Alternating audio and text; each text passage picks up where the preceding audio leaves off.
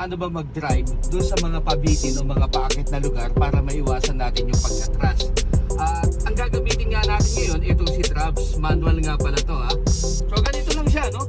So naka-apply yung handbrake natin, yung handbrake natin naka-engage, ayan. So balik clutch, yung left foot natin doon sa clutch pedal, tapos yung right foot natin sa brake pedal. And then, i-first gear natin, cambio natin ng first gear. Ayan, first gear. Hanapin natin yung biting point o kaya yung nginig. Taas natin yung paa natin sa clutch. Taas yung paa sa clutch. Pakikiramdaman natin yung nginig. Ayan ha. Ayan. Ayan, nararamdaman ko na nanginginig na yung makina. Ibig sabihin, ready to take off na yan, ready to move na yan. Ibaba na natin itong handbrake. Okay. Yung foot natin, yung paa natin nasa brake pedal pa din. Ibaba natin yung handbrake. Okay. Nakababa yung handbrake. Naka-press tayo doon sa brake pedal. Naka-press pa din sa brake pedal. Naka-first gear. So, ang gagawin natin ngayon, nakataas yung konti yung paa natin sa clutch. Ano doon tayo sa biting point na tinatawag. Alisin na natin yung paa natin ngayon sa foot brake. At tingnan ninyo, hindi yan naatras. Didiretso na yan. Okay?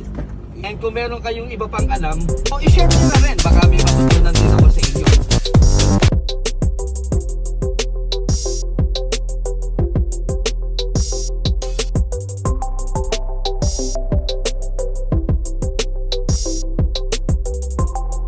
Dati ako nagda-drive ng bus and nagda-drive din ako ng trailer dati. So, napakasarap mag-drive ng manual. Alam niyo yung advantage ng manual? Hindi ka antukin. Kasi busy yung kamay mo, busy yung paa mo. Compared to sa automatic na talagang wala kang gagawin kundi accelerator lang at saka brake. Dito talagang mafe-feel mo talaga yung, alam mo yon, yung iba yung feeling pag yung naka-manual ka din, yung experience ng pagdadrive ng manual. Anyway, dyan naman ako nagsimula, no, sa manual. So, nandito na tayo ngayon, malapit na tayo sa Tagaytay. Pasensya na, hindi nyo nakikita yung daan kasi pinatong ko lang yung camera dyan sa upuan. Kung nakikita nyo yung chan ko, pagpasensyahan nyo na lang kung medyo malaki o malaki talaga. Yan, medyo ahonin ng konti yung kalsada dahil nandito tayo sa Tagaytay area. So medyo hataw tayo ng konti. Naka 4th gear pa din ako. Pero subukan natin ng 5th gear. Ayun no. Okay, low gear tayo ngayon. Medyo mataas. So balik tayo sa 4th gear.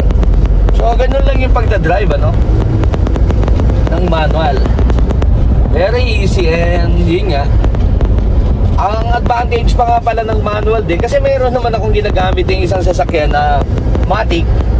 Ang advantage lang ng manual, especially pag dumaahon ka ng mga bundok, yung mga palusong, kasi makakatulong din yung low gear para mabawasan yung yung pagpipreno mo.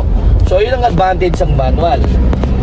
Pagdating sa mga bundok, ang disadvantage naman niya, syempre sa traffic, pag nasa traffic ka, so talaga nakakapagod din. Kahit nasabihin mo pa na kotse lang yung, na parang kotse lang siya, nakakapagod din syempre kasi hindi titigil talaga yung laro ng paa mo. So, nasa sa inyo na lang yun. Pero para sa akin, kung magdadrive ako sa mga bundok o yung mga matataas na lugar talaga, mas preferred ko talaga yung manual. Kasi nga syempre, yun, nakakatulong siya pagdating doon sa mga lusungin o yung mga matatarik na palusong. Kasi gagamitan ko lang siya ng engine brake. At kung matic kasi, lalo kung hindi latest o hindi, kulang sa features yung matic vehicle mo, sasakyan mo, wala kang ibang gagawin kundi magbe-brake ka talaga. Preno ka lang ng preno. Delikado din, lalo kung masyadong malayo yung biyahe mo. Siyempre, mag-iinit yung rotor natin na posible maging cause ng brake failure.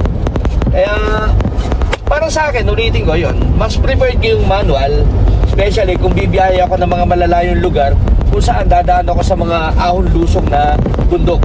So, yun para sa akin yun. And, of course, magkakaiba naman tayo ng mga gusto, no? So, yun lang yung para sa akin. And, so, hanggang dyan lang muna yung may share ko sa inyo, no? Okay? So, So, amaya ulit. Dito na nga pala tayo sa Tagaytay area. Tagaytay area na to.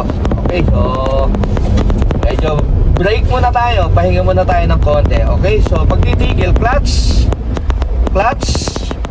na ha. Naka-clutch, foot brake, full brake, handbrake, okay, neutral, release yung paa sa clutch, and then pwede mo na rin i-release yung paa mo, alisin yung paa mo sa brake pedal para makapag-relax ka kasi naka-handbrake na siya. So ganyan lang yung ganyan yung procedure pag yung moving off and stopping. So ganyan yung procedure. Okay? So sana may natutunan kayo doon sa mga tips na sinishare ko sa inyo. Sana may makakuha kayong lesson doon and na pwede niyo din i-try. Subukan nyo din na para mas mapatunayan nyo na effective ba talaga siya o hindi. So kayo na lang ang mag-judge o magsabi kung talagang effective ba yung mga nakita nyong technique ng pagdadrive na ginagawa ko. So hanggang dito lang muna ulit and mamaya ulit update ko kayo. Hello, meron nga pala akong pahabol yung tungkol nga pala dito sa pagdadrive ng manual gaya nga ng mga nabanggit ko dito, yun preference ko lang yun, and syempre alam naman natin sa kasalukuyan kahit saan sigurong panig ng mundo ngayon talagang yung traffic nandoon sobra as in grabe talaga, nakaka-stress at sobra nakakapagod, kaya naman mostly ang ginagamit na talaga ngayon is automatic. And yung nabanggit ko tungkol nga sa pagdadrive ng manual sa mga bundok, sa mga zigzag o mga ahon-lusong na kalsada, so based lang po yun doon sa experience ko. Pero syempre wala nang pinakamaganda pang gamitin ngayon pagdating sa city drive kundi syempre automatic. Alam naman natin lahat yun, and yun naman talaga yung totoo. Muli at muli, yung mga nakwento ko dito sa inyo, yung mga na-share ko sa inyo is base lang po yan lahat sa mga naging experience ko, and muli sana nagustuhan niya at may natutunan kayo. Alright, and maraming salamat po muli sa inyo panonood. And please, paki-comment na din sa ibaba, likes and subscribe, and press na din yung notification bell para sa mga susunod pang video. And again, thank you for watching. Bye!